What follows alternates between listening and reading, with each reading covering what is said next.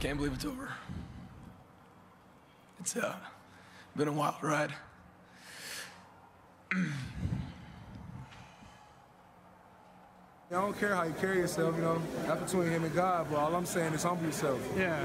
I love the lies he told, and I love Dabo for all the ammunition he gave this team, man. He gave this team a lot of ammunition to come play this game and ready to dominate every play. Told us we wasn't ready. Told us we wasn't worthy of the top 14. And I mean, look, that's what happened when you talk trash to us, man. That's what happened. We're gonna show you. Welcome to SI Now on this Tuesday, January 2nd. I'm Robin Lundberg, joined by Madeline Burke, and it's been a pretty good New Year, Madeline, if you're a college football fan. I would agree, unless you were rooting for Oklahoma in that Rose Bowl game. Those Baker Mayfield tears were real. Yeah, or you were Baker Mayfield himself, who was told to be humble and then had those tears at the podium. To go over that classic Rose Bowl, we welcome in our college football analyst, Pete Mundo. And Pete, Baker Mayfield, I would say mediocre in that game overall. Should he shoulder any of the blame for the loss? I don't think so, Robin. I would put it all on his coaching staff, on Lincoln Riley. You look at those last 4 possessions especially, last 2 of regulation and the final 2 in overtime, he didn't have a chance to win that game. And I realized the second half, Georgia changed things up a lot defensively. The first half was fantastic for OU. Second half, they went to man, and they looked much better using their bigger defensive backs against Oklahoma's wide receivers. But still, you have the Heisman Trophy winner. You want to win this game. The first overtime, they kick a field goal. You score a touchdown. You're going to the national title game, and you don't use your Heisman winning quarterback. I just have a problem with that. You've got to go with what got you there. And what got you there was Baker Mayfield, the right arm, the scrambling, everything that guy brings to the table, and they didn't give him a chance to do that. And that's disappointing for Lincoln Riley. Most total yards in a season ever, Oklahoma history, best passer rating ever, college football. Where does Baker Mayfield fall in the pantheon now that his career's over there of all-time college greats? For me, he's the best college quarterback I've seen. I don't like commenting on guys that came around before I was alive or didn't get to watch. But for me, the best college quarterback I've seen, 3 Big 12 titles, 2 trips to the college football playoff in the first 3 years. It's something that I think we're going to look back on and say this was a guy that transcended the game a little bit because of his ability to not just, we've seen scramblers like Johnny Manziel, but he was a guy who was a thrower first and then a runner, and people don't give him enough credit for that. They look at him and they say, well, he's just another Oklahoma quarterback who runs some option and likes to get out of the pocket and then run. No, he always went through his progressions, but then he could run when he wanted to. He was never given enough credit, I think, for his deep ball abilities, which you saw some of last night, and I think he's going to go on to the NFL and have a pretty darn good career. A talented guy, but he does wear his emotions on his sleeve. And after that Georgia comeback, linebacker Davin Bellamy yelled to him, humble yourself, be humble. I mean, how does this game and this perception, he was seen saying it's over in the first quarter. What's the perception of him, and does this affect his draft stock at all? I think, Madeline, Baker Mayfield is who he is, and part of the reason that he has had this kind of success is because he wears those emotions on his sleeve. He walked on at Texas Tech as a freshman, won the starting job. He had to walk on at Oklahoma, and then he beat out Trevor Knight for that job. This is a guy who has a massive chip on his shoulder and is not the most talented necessarily, but he's gotten by on grit, on passion, and on will. And that's what makes Baker Mayfield who he is, and that's part of his legacy that he leaves at Oklahoma. Yeah, you could tell he took the loss hard, because if he had been in the typical Baker Mayfield mood, maybe he would have been bumping Kendrick Lamar after the game as a message back there. The decisive score for Georgia came in the way you would expect from watching the rest of the game, with Sony Michel running in from 27 yards out in double overtime. The Bulldogs were successful on the ground all game, making Michel and Nick Chubb our adrenaline performers presented by Toyota. Let's go places. The two backs combined for 326 yards and 5 touchdowns on an average of 13 yards per touch. The two guys have now combined for over 8,000 yards total, the most ever for a duo in college football history. No one, Pete, seemed to be able to stop anyone before overtime. Do you think the college overtime rules favor running teams with the short field shortening the playbook? Maybe a little bit, but that's not why Oklahoma lost the game. I mean, they held them to a field goal in the first possession, and then once again, to get back to that play calling, they didn't use, Lincoln Riley did not use Baker Mayfield in the first overtime. They were conservative almost, and I didn't understand that. You had your backs to the wall the entire second half. You knew that Georgia, at some point, whether it was the second or third overtime, they were going to get the ball in the end zone with Michelle and or Chubb. So score the touchdown right there if you can, and put the ball in Baker Mayfield's hands. I hate to go back to it, but it was so frustrating to watch the conservative play calling from an Oklahoma team that had the most efficient passer in college football history. So I don't think the rules favor either side. I think it just came down to Oklahoma not taking advantage when they should have won the game. What a game that Rose Bowl was, but the Sugar Bowl was also a January 1st game. Nick Saban was a career 0-3 in the Sugar Bowl with the Crimson Tide, but all that changed Sunday night as Alabama flexed on #1 Clemson with a 24-6 win. Now, a lot of talk about Clemson's defense leading into this game, but Alabama's D was nothing to scoff at. They held the high-octane Tigers offense to just 188 yards on a night. What did Alabama do to stifle Clemson? Well, they were only bringing four guys max, and when you can only bring 4 guys and still give Kelly Bryant a ton of trouble, all of a sudden, you sit those other 7 guys back, whether it's a man or zone, and you're in a great position. And that's what they did. The defensive line was fantastic last night. When they brought pressure, they got to Bryant. It seemed like every time he was flustered all night. And it was just a beautiful display of defense from Nick Saban, who had the extra week off. His guys were healthy. Traditionally, Nick Saban teams actually not get worse, but they get fatigued throughout the season because he works these guys so hard in the summer. They didn't have to play in an SEC title game. They were able to get healthy, and now they had a chip on their shoulder because people said they shouldn't have been in the game, which they should not have been in the game, but that's another story. But either way, they were so efficient, so good on defense. It was classic Nick Saban, and they got a great win. Yeah, very textbook Alabama performance, defense, running game, probably made Nick Saban's scowl look happier than normal. How much credit do you give quarterback Jalen Hurts? Not much. He did what he had to do. I mean, you got that defense. You can put your eye in there, Robin. Maybe Madeline too. Any of the 3 of us would do a great job as a quarterback of the Crimson Tide and look pretty darn good doing it. He did what he had to do. He was efficient. He didn't have a big mistake. And when you have that kind of defense and they're playing like they did last night, a lot of people can play quarterback for that team. All right, well, Alabama heading to the national championship game. Did the Crimson Tide prove that they're the best team in the country? Well, yes, but it's a different debate than whether or not they should have been there. I still don't think they were one of the 4 most deserving. Now, you can say it's about being one of the 4 best, and that's the committee's job, which is fine. But if we're going to do it based on what Las Vegas thinks, based on spreads, who's favored over who, then why play the games? That's the ultimate point of this whole thing. I don't understand. Why play the games if we're going to let Las Vegas spreads decide it? So, yes, they're the best team. Yes, I think they win the national championship. But it doesn't change the debate on whether or not they should have been in this game. Well, you're talking about this SEC national championship game. You just made your pick in Alabama. What's the most important factor in who takes it between Georgia and Alabama? It's that Alabama defensive line and whether or not Georgia's offensive line can hold up. Georgia's offensive line looked really good against Oklahoma, but Oklahoma doesn't have those horses at defensive tackle and defensive end like Alabama does, because in the Big 12, you're not playing that style of defense. Alabama has those guys in the front 7 that can slow down Michelle, can slow down Chubb. I'm not sure you're going to stop those guys, but you got to slow them down in a way that Oklahoma could not, giving up over 9 yards per carry. Alabama's not going to have that problem. So Jake Fromm has got to figure out a way to actually maybe win this game. He has not been asked to do that yet this season. If the true freshman quarterback can do it, Georgia's got a chance, but I don't see it happening based on what we saw last night. Now, you mentioned should Alabama have been there. We got to mention UCF in this conversation. 34-27 win over Auburn in the Peach Bowl, finishing the season as the only undefeated team in college football in Scott Frost's final game before leaving for Nebraska. Now, with a lot of talk about the night's strength of schedule, Frost went on the record talking about his team, how they were unfairly ranked, stating it wasn't right. I was watching the selection show every week, the committee sitting in a room and deciding that this 2-loss team must be better than UCF because UCF is in the American, or this 3-loss team must be better than UCF. But we just beat Auburn. That beat 2 playoff teams and lost to another one by 6 points, and we beat them by 7.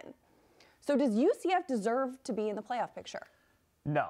They don't, because the strength of schedule is so weak. Now, they had that Georgia Tech game that was wiped out by the hurricane. That's not their fault. But when the only Power 5 team you're playing is Maryland, you can't you can't justify to me, and I know they're coming along, but you can't justify to me that this team is worthy of a playoff chance. Until the strength of schedule improves, a la Houston 2 years ago, when Houston played Oklahoma and Louisville in the same season. If they had gone undefeated, I would absolutely make the argument there for Tom Herman's first team at Houston to be in the college football playoff. There was nothing in this schedule that justified UCF having a chance. It's a really good win, but we've seen this before. Houston did it 2 years ago against Florida State. You get the Group of 5 team with a chip on its shoulder, beating a Power 5 team that thinks it should have had a chance at a national championship, doesn't have that chance, and is kind of lackadaisical coming into the game. It's a one-off, it's one game, and I'm not putting a ton of stock into it and making that justification for giving UCF a chance. So Pete Mundo down on UCF, high on Baker Mayfield.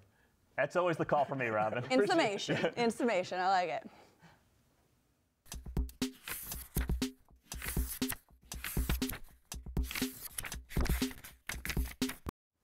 The NFL playoffs are here, and here to discuss is former All-Pro Tiki Barber. Tiki, the Patriots open at 2-1 odds to win the Super Bowl, followed by the Vikings at 4-1, the Steelers at 9-2, and the Saints at 5-1. With Tom Brady not playing at his best, should the Pats really be that big a favorite? Well, only because Tom Brady, and we know this because we've seen it how many times, will always play at his best once he gets to the postseason, regardless of what the circumstances are. You can be up by 10 or you can be down by 20. You can be down 28-3. Exactly. Yeah. He's going to find a way to be exceptional. So I think they're playing off of that, and I think it's about right. The one thing you worry about with the New England Patriots, though, is there's not an impact player on the defensive side of the ball. There's not that guy who you can count on to make a play, whether it was Ninkovich from previous years or whoever it may have been. You don't feel that this year, and so it's all on this offense to, in some ways, outscore the opponent, which can be dangerous sometimes. All right, well, the Patriots could face the Chiefs and the Steelers en route to the Super Bowl if they do go there. And those were arguably two of the most exciting regular season games this year. To rematch in the playoffs is going to be entertaining. But one thing to ask, James Harden recently signing with the Patriots from the Steelers, that rival team. This last weekend, he was separated from the rest of the team on the sideline during the anthem, and he says that there's not much to make of that. But is that like a little hat tip to the Steelers fans? I don't think so. I think this is James Harden just being James Harden. Who knows what he's thinking in this moment? But it could have been. There was a lot of flack that was thrown his way by his former teammates. Some of it unfair. Some of it maybe was founded in fact. But I think James Harden is an aged player who in spots can be valuable for the Patriots. But if he has to go play 60 plays, because of what we were just talking about with the Pats not having an impact player on defense, if they expect him to be that guy, they're going to be mistaken, and they're going to, I think, be disappointed. But if you put him in certain, pass rush situations or environments where he can thrive in short bits, I think he'll be great. But the Pats can't rely on him as a late season addition to be that difference maker. The stock picks for most of the year have been the Patriots, of course, and the Eagles in the NFC. But with Foles now in for Wentz, the Eagles 15-1, the top team in the NFC to win the Super Bowl. Are they now actually the least dangerous team in that conference? I'm trying to think. Yeah, probably. Maybe not, because the Carolina Panthers are so wacky with their quarterback being so inaccurate, even though he's amazing with his legs. And if you let him be creative running the ball, Cam Newton, that is, we're talking about, then they can be dangerous. But the Philadelphia Eagles, they won on great third down conversions, running the ball super effectively. They were top 2 or 3 in the National Football League all season long, and in playing good defense. They don't have that third down conversion anymore, that reliable third down conversion, because Nick Foles looks rusty. And after the first week, you said, man, 4 touchdowns, no interceptions. This guy's got, the Eagles aren't going to miss a beat at all. But the last 2 weeks, we haven't seen that. We've seen a guy who looks lost, a guy who looks uncertain when he lets go of the ball. And I think that's going to come back to haunt this Philadelphia Eagles team. I thought they would be okay, but after watching them the last couple of weeks in games that mattered, he didn't play well enough for me to say the Eagles are still the favorite. So the backup quarterback seems to be a surprising storyline in this postseason. Obviously, Nick Foles with the Eagles, but also Case Keenum with Minnesota. which is surging right now. I mean, which backup would you trust the most? Well, obviously it's Case, but I consider Case the guy now. He's the man. I mean, he's not a backup anymore, I guess. He's made himself into a starter, and he's been phenomenal doing it. He had that one game where he threw a couple interceptions, and they won the game, but he was getting ahead of himself. It was like, I'm bigger than I am. But they were able to pull him back to earth. Pat Shurmur and Mike Zimmer, the head coach, were able to pull him back to earth, and he's been fantastic through the rest of the season. I got to tell you, if you're going to talk about backups, the backup that I'm so impressed with is Pat Mahomes in Kansas City. Right. In a game that didn't mean a lot, but obviously they were playing hard to win it. The Denver Broncos were as well. He was phenomenal. I mean, threw balls with confidence across the middle. He had no trouble pulling the trigger. Not that he's going to play, but the Kansas City Chiefs are in a good spot going forward. A quarterback who doesn't inspire much confidence is Blake Bortles. That and the Jaguars' team reputation. But they are plus 149 on the season, have a great defense. Yep. Are they a real threat in the AFC? I'm saying no. I've been on this roller coaster with the Jacksonville Jaguars all season long because their defense is phenomenal. I mean, there's players on every level, from the front four to the linebacking core to even in the secondary with Boye and Ramsey. They probably have the best two cover corners in the National Football League. Their running game is amazing. Leonard Fournette's the man. Even backup Chris Ivory and TJ Yeldon. They're guys you're saying, I love this. They got injuries in their wide receiving core. And as a result, you're starting to see Blake Bortles revert into Blake Bortles of a couple of years ago. That guy who looks uncertain, who throws a ton of incompletions. I mean, they needed to win this past weekend, and they should have played much better than they did. They didn't because of Blake Bortles. 2 interceptions and completing less than 50% of his passes. I fear that's what you're going to get in some of these high-pressure situations that they're going to find themselves in, and it starts with the Buffalo Bills this weekend, who play good defense. So are they a threat? Yeah, because if they turn the ball over, but am I buying them? Not really. All right, well, looking at the NFC South, they've got 3 teams in the playoffs right now, the Saints, the Panthers, and the Falcons. Of those teams, which team do you find the most dangerous? To me, it's the Saints. Their defense is playing so much better. But more importantly, they had 2 backs. We talked about them all season long, Alvin Kamara and Mark Ingram, who collectively put up 3,000 yards, 1,500 apiece. And they're versatile. They both catch the ball out of the backfield. They both can run between the tackles and to the edges. And so when you have one or both of them in the game, what do you do as a defensive coordinator? How do you attack them?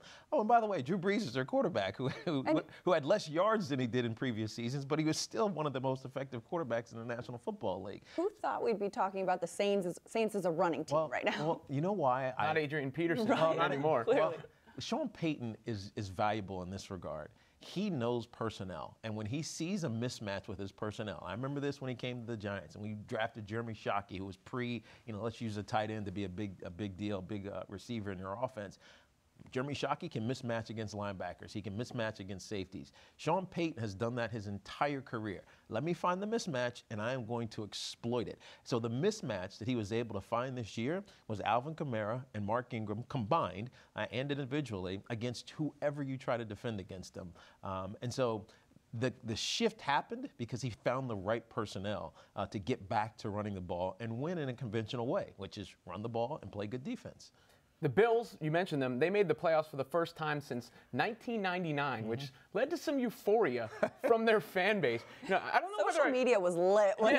They were waiting at the airport. I don't know whether I feel great for their fans or because they finally did it or bad because that's their entire existence. But is there any chance, Tiki, that the Bills can keep that euphoria going and make a run? Maybe, because they got to play Jacksonville, and we just talked about Jacksonville. Jacksonville is beatable. I mean, they're the one team that was great for a lot of the year that feels beatable to me in this postseason. And so, can they beat them? Yeah. Tyrod Taylor plays well. The one pause that you have is that Shady McCoy is banged up. He's got an ankle injury, and they're listing him in as he should be able to go. When you're talking about one of the best runners in the league should be able to go, you should put a little worry out there for you if you're a Bills. But the beauty is this team was rebuilding. I know they won't say it, but they were. They got rid of Sammy Watkins early in the season. They trade Marcel Darius in the middle of the year. They start Nate Peterman, for Christ's sakes, in the middle of the year against the San Diego Chargers. Like, oh, we got to see what we got at quarterback. What? You're in the playoff hunt. So this is, I hate using this term, but it's like house money right now, right? And everything that happens going forward is all gravy for this Buffalo Bills team. And like you said, I think they might have a chance to beat the Jacksonville Jaguars. So you're saying there's a chance? I'm saying there's a chance. Got Did you see the Andy Dalton thing where they donated $22,000, probably more than that at this point? That's pretty funny. That's and good. And they're giving the Bengals a lifetime supply of wings, buffalo wings. Awesome. I mean, that's good. That's did they save Marvin Lewis's job too? Wasn't he leaving a few weeks ago? Now it's up in the air. But I mean, look, he got such a unique relationship, talking about Marvin Lewis with the Bengals and their ownership, that even if they do decide to move on, I'm sure he'll be involved in some capacity. He's beloved there, and even though he hasn't had the production in the postseason, he's taken the Cincinnati Bengals team to a level, or at least a plateau, that they haven't ever been on consistently. All right, well, the Rams also on a new level this season. They've seen a complete turnaround under Sean McVay. They've been solid on both sides of the ball, with Todd Gurley having what could be an MVP season. Over 1,300 yards and 13 touchdowns on the ground, with another 788 yards and 6 scores receiving. Now, lots of people are saying Tom Brady is the MVP. Yeah, because he's a quarterback. He's a quarterback, but do you have a case for Gurley? Of course you do. He's the catalyst for the Los Angeles Rams. Jared Goff is as good as he is because he can turn around 15 or 18 times a game and hand it off to Todd Gurley. Or let me just dump it to you. 700 yards is no slouch. I mean, that leads some teams in the National Football League, by the way. And he's a running back. So there's 2,000 all-purpose yards as tops in the league. Obviously, he missed out on the rushing title because he didn't play this past weekend. Kareem Hunt beat him with the 35-yard, his only carry of the game for that touchdown. But he is, to me, he is the MVP because he lets this offense function without having to rely on the quarterback. And with a young player who we like and we think Jared Goff's going to be good, but young quarterbacks often make mistakes when it's all put on their backs. We saw this with Dak Prescott this season when Ezekiel Elliott went out for 6 games. He just couldn't handle it, and a lot of young quarterbacks can't. Jared Goff hasn't had to. Give Sean McVay credit because he's dispersed the responsibility from a vet running back who is very good and very explosive and dynamic, and a young quarterback who's growing. So I love this team. I love their defense. But I think, to me, Todd Gurley is the MVP, definitely of the team and probably of the league. They may take some awards because Sean McVay could be the coach of the year. Right. A lot of coaches, though, not so fortunate this season and were fired. Jack Del Rio, John Fox, Chuck Pagano, you can see them there, Jim Caldwell. Were there any coaches fired that you think shouldn't have been? I mean, I hate the firing of Jim Caldwell. He's done such a good job in Detroit, which is a place that's historically hard to win in. But to me, the one that was egregious was Jack Del Rio. 12-4 he was last season. They were on the verge of making a run deep into the playoffs before Derek Carr breaks his leg, and they're kind of stuck without their offensive catalyst at quarterback. And then this year there was a disappointment. Obviously there was a change in offensive coordinator. Bill Musgrave leaves. They bring in a younger coordinator who didn't vibe well with Derek Carr. We saw it early in the year. And then the locker room became a little bit odd. To me, this was a firing because of opportunity. They want to go get John Gruden. They want to go get this guy who previously had brought the Oakland Raiders to prominence before he left and won a Super Bowl against them.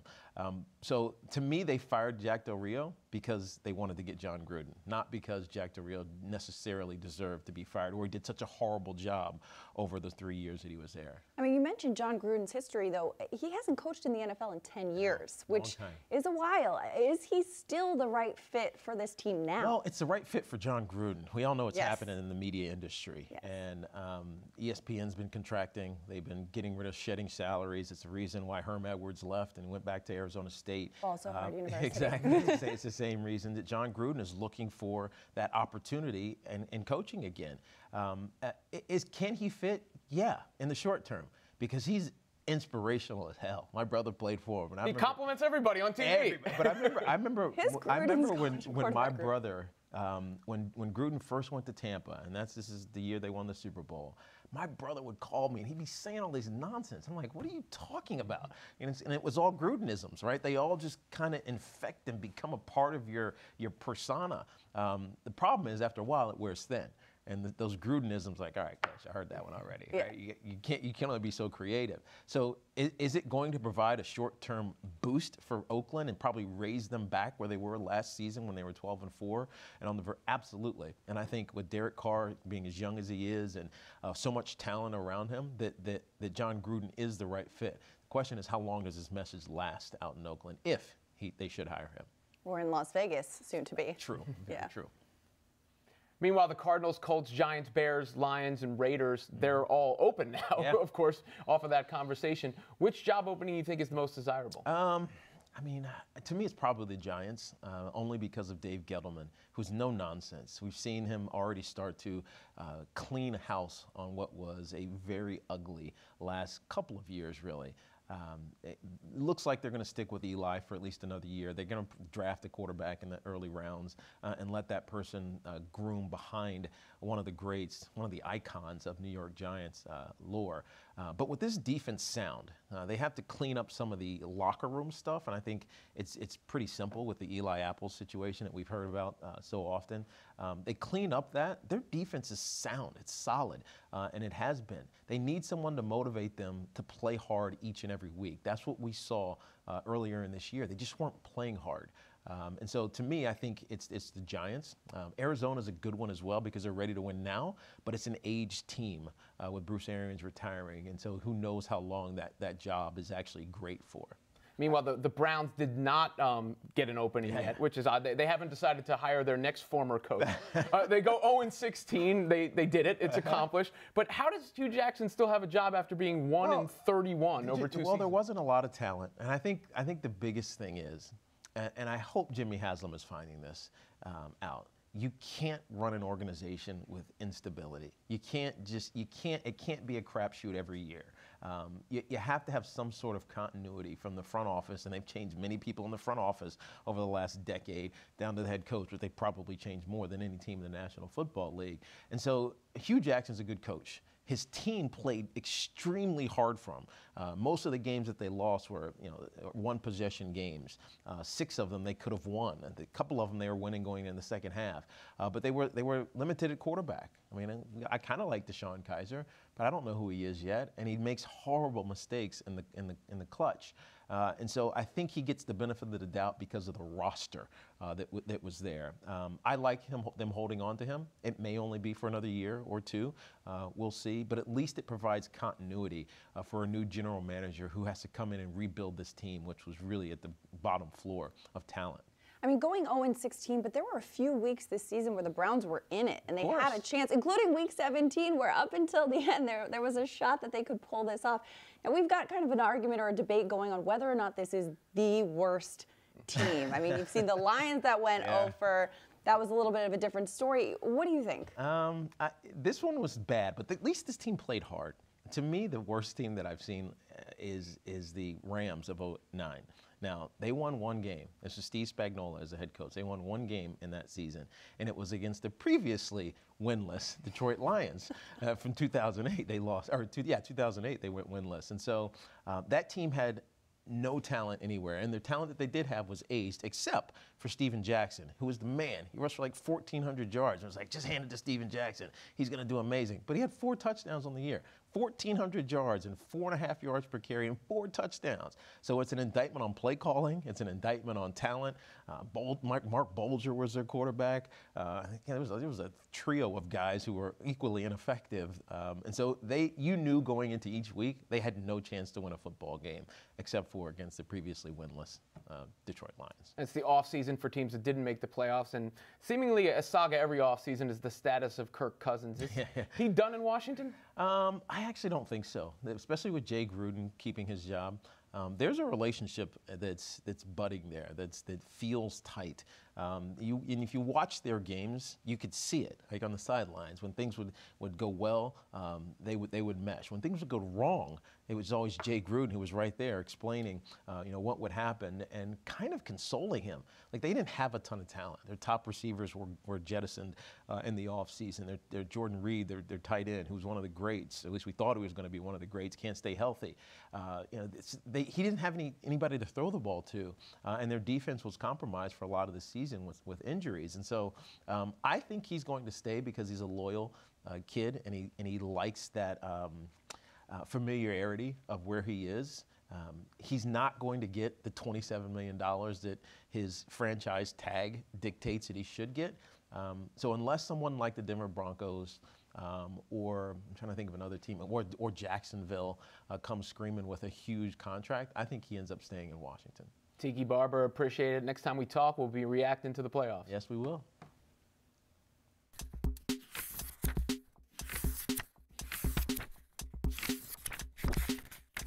The Houston Rockets have announced that James Harden will be out for, quote, at least 2 weeks with a hamstring strain. Now, he's missed just a total of 2 games since the start of the 2014-15 season and has never missed more than 9 games in a single season. Now, the Rockets have the second best record in the Western Conference. They were able to maintain during Chris Paul's extended absence earlier in the season, but can they sustain the momentum in the coming weeks without the league's leading scorer in James Harden? Well, not the way they've played most of this year. I think they'll be fine treading water. The biggest impact this will probably have might be on the MVP race, actually. But before the season, remember when Chris Paul came in and everyone talked about how these guys were too similar in that they needed the ball? I think we found out this year how different they actually are. They bring 2 different types of mentalities and games to the table. Yeah, they both handle the ball, but I feel better about Houston's late game offense when Chris Paul's out there as a caretaker. But he's not the kind of creator offensively for himself that James Harden is. So, of course, they're going to miss what Harden brings to the table. They will definitely miss that. But, you know, Chris Paul has done something that not a lot of players are able to do. When he came to Houston, he's like, as LeBron James says, you got to fit in, not fit out. And he's adjusted his game to fit with the scheme of the Rockets and what they're trying to do. So I'm interested to see if he can really step up and fill that void that James Harden left to, you know, excel or, like you said, tread water while he's gone. And remember, when they have both of them available, one of them is always on the floor. So you may see a big fall off in the minutes where Chris Paul has to sit down, and they have to manage his minutes more than James Harden because he's, you know, up there and later can't stay on the court quite as much. Don't want to have Chris Paul and James Harden out for extended period of time. That would be little bit of a struggle for this Rockets team. Meanwhile, Demar DeRozan dropped 52 in a Raptors overtime win over the Bucks. Toronto is now 25-10, just 2.5 back of Boston. They have the best point differential in the East. Should we be paying more attention to the Raptors? Absolutely. Absolutely. I mean, the Rockets have finished with 48-plus wins in the last 4 seasons, but they haven't played a Christmas Day game. They haven't gotten that league respect, and DeRozan has been balling out. Franchise record of 52 points. The Vince Carter and one other guy have gotten 50 points. So you see this being a huge impact for this team. But one of the things about the Raptors is the depth. The depth of this team is really tremendous, which has given them that regular season success. We'll see if that continues in the playoffs as they shorten the rotations. And if they can challenge a team like the Cavs, who they haven't played yet this season, they will play on January 11th for the first time. Well, I think Lowry and DeRozan have this reputation of not coming on the playoffs, and that has lessened people's overall evaluation of the Raptors. I actually believe DeMar DeRozan's one of the most underrated, if not the most underrated player in the NBA. Because as much as I'm a believer in analytics and all that, it feels like the analytics crowd really gets on him because he's an isolation scorer and he takes a lot of mid-range shots. He's adapted a little bit this year. He's taking more threes. He's hitting them more efficiently. And more importantly, it's not just Lowry and DeRozan this year. The rest of that young core has risen up a little bit. I mean, he shot 5 threes in that 52-point game the other day, and usually you see DeRozan shooting those kind of 2-point shots that you're like, why did you take that one and whatever, but he's really evolved and stepped up this season. Especially when you look at the East, and, you know, LeBron is there, basically a one-man dynasty, but some people might think the Cavs are a little bit more vulnerable, and the Celtics still have to prove it as good as they've been as good this as year. They've been, yeah, they're still making some noise in the East. That'll do it for SI Now Live today. Make sure you follow us on Twitter for the rest of the updates throughout the day and videos from the show. We'll see you tomorrow at 10:30 a.m. Eastern.